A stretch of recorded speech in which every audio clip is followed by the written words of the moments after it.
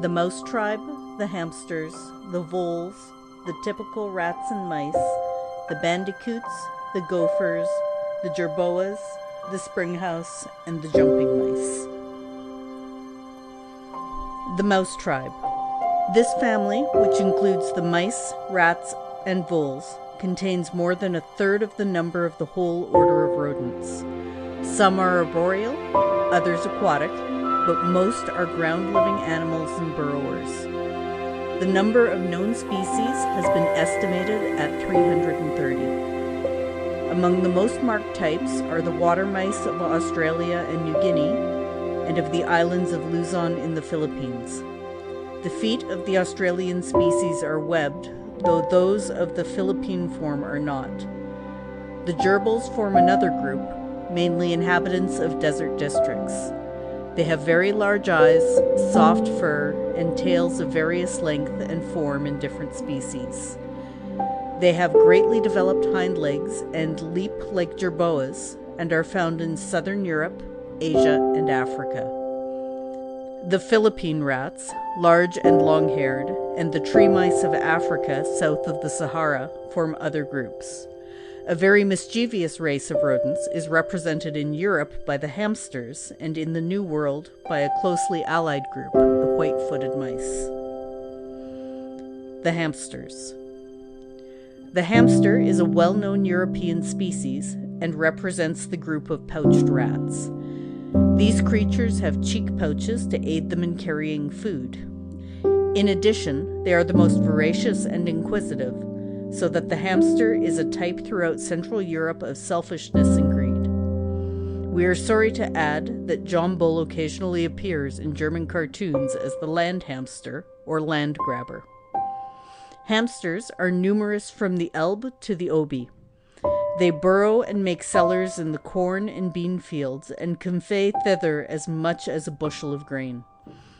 As soon as the young hamsters can shift for themselves, each moves off, making a separate burrow, and begins to hoard beans and corn. As the litter sometimes contains 18 young, the mischief done by the hamster is great. Its coloration is peculiar. The fur, which is so thick as to be used for the linings of coats, is a light yellowish-brown above. A yellow spot marks each cheek. The lower surface of the body, the legs, and a band of the forehead are black, and the feet are white. Thus the hamster reverses the usual natural order of color in mammals, which tends to be dark on the back and light below. The animal is 10 inches long and very courageous. Hamsters have been known to seize a horse by the nose which stepped on their burrow, and at all times they are ready to defend their home. Besides vegetables and corn, they destroy smaller animals. They spend the winter in a more or less torpid state in their burrows, but emerge in early spring. They then make their summer burrows and produce their young, which in a fortnight after birth are able to begin to make a burrow for themselves. Among the South American members of the group to which the hamster belongs are the fish-eating rats with webbed hind feet, the rice rat, which is found from the United States to Ecuador, living on the Texas prairies much as do the prairie marmots, though its burrows are not so extensive and often quite shallow. In these, the rats make a bed of dry grass. The voles. The voles are allied to the preceding groups, but are marked externally by a shorter and heavier form than the typical rats and mice. Their ears are shorter, their noses blunter, their eyes smaller, and their tails generally shorter.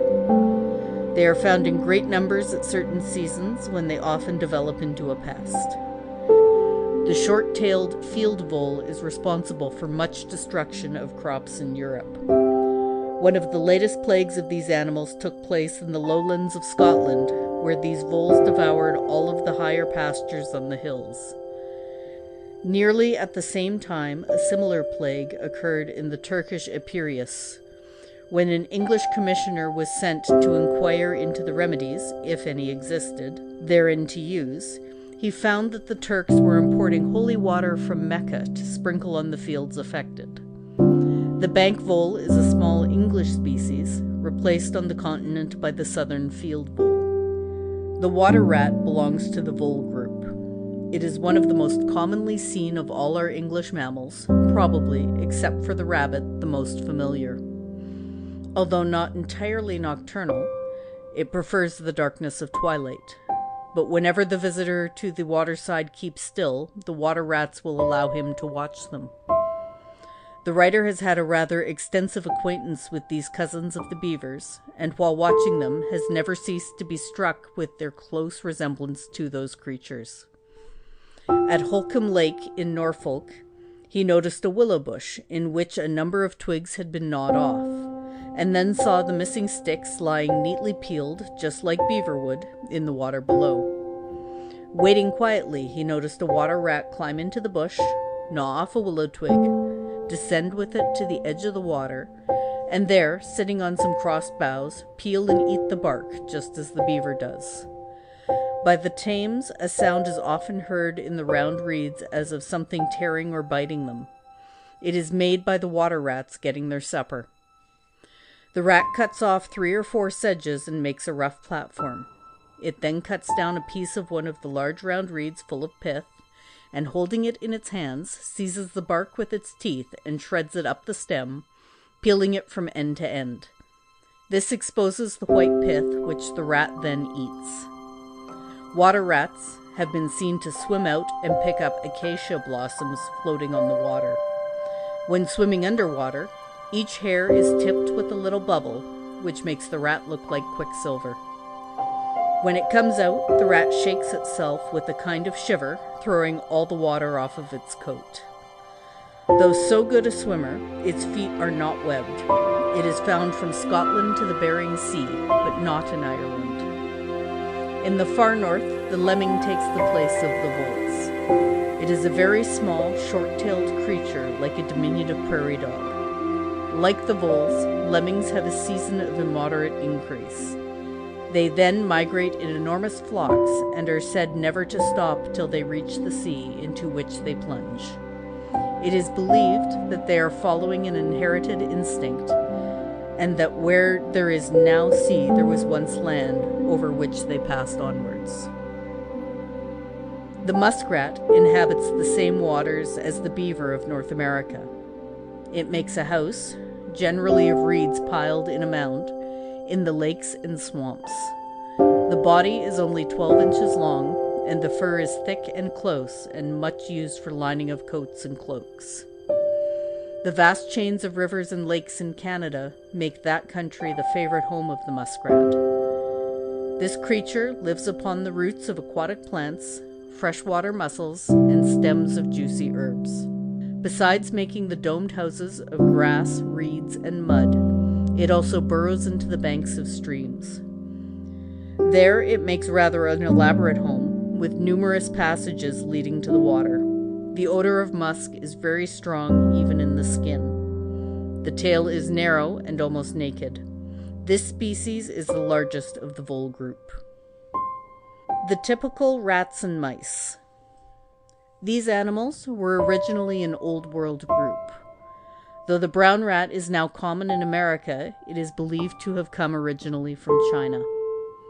A very large number of animals are now almost dependent on man and his belongings. Such creatures are said to be commensalistic, or eaters at the same table. They are often very unwelcome guests, whether they are flies, sparrows, or cockroaches, but probably the least welcome of all is the rats and mice. The brown rat is the best known of any. It has come into worse repute than usual of late, because it is now certain that it harbors the plague bacillus and communicates the disease to man. Its habits and appearance need no description. The black rat is an older and smaller species indigenous in Europe, which the brown rat has almost extirpated from England. A few old houses still hold the black rat, and there are always a few wild ones at the zoological gardens, which feed in the animals' houses. The black and white rat, not the albino white rat, kept tame in this country, is probably a domesticated form of the Alexandrine rat of Egypt. The house mouse is now found in all parts of the world to which Europeans have access. In England, its main home is in the corn ricks. Were the farmers to thresh the grain, as is done in the United States, as soon as it is cut, mice would be far less common. Besides these parasitic mice, there are a host of field and forest mice in this and other countries. One of the best-known English species is the harvest mouse, which makes a globular nest of grass in the wheat fields attached to the stems of corn or weeds. In this, the young are born. In winter, the mouse lives in holes and banks and lays up a store of kernels and grain. The wood mouse is larger than the former, or than the house mouse. It is a yellowish-brown in color, lays up a great store of winter food, and is itself the favorite prey of the weasel. The bandicoots. A very mischievous class of rats is represented by the various species of bandicoot. They are found throughout southern Asia as far as Ceylon, and in Kashmir and Turkestan. The bandicoot rat of India is a large and destructive species, which is sometimes brought to the London docks in ships, but has not spread into the country. Other murine rodents. Among the numerous other rodents allied in the rat group are the mole rats, with short mole-like bodies. The largest is the great mole rat, found in southeastern Europe, southwestern Asia, and northeastern Africa. It is a subterranean creature, burrowing for food like a mole. The bamboo rats have minute eyes, small external ears, and a short tail partially covered with hair. In Somaliland, a small, almost naked sand rat is found, which burrows in the sands of the desert, throwing up little heaps like molehills. The gophers. In North and Central America, the pocket gophers form a curious group of small rodents with cheek pouches opening on the outside. They spend their entire existence underground and are said to use their incisor teeth as picks to open the hard earth in their tunnels. They push the loosened soil out by pressing it with their chests and forefeet. When a gopher has eaten enough to satisfy the immediate calls of hunger, it stores all spare food away in the large cheek pouches.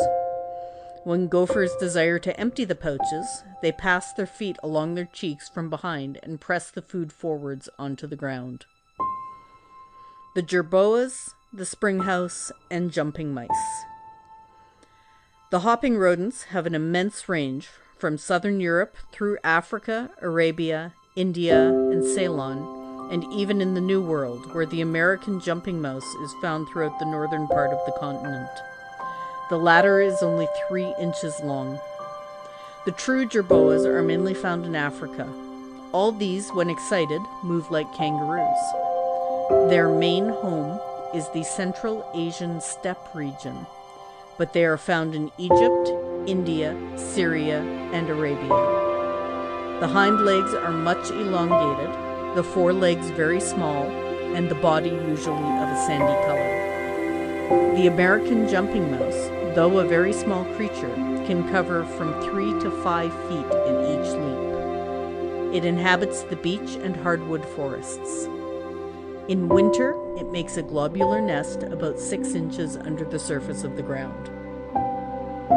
The Cape jumping hare forms a family by itself with no near allies. It is of a tawny brown color, becoming almost pure white below. The tail is long and carried upright as the animal leaps. The head and body are nearly 2 feet long, and the tail 20 inches. It is found both in the plains and mountains of South Africa, where it makes deep burrows in which several families live. It is mainly nocturnal. End of section 32. Recording by Diana Vandervis, Winnipeg, Canada.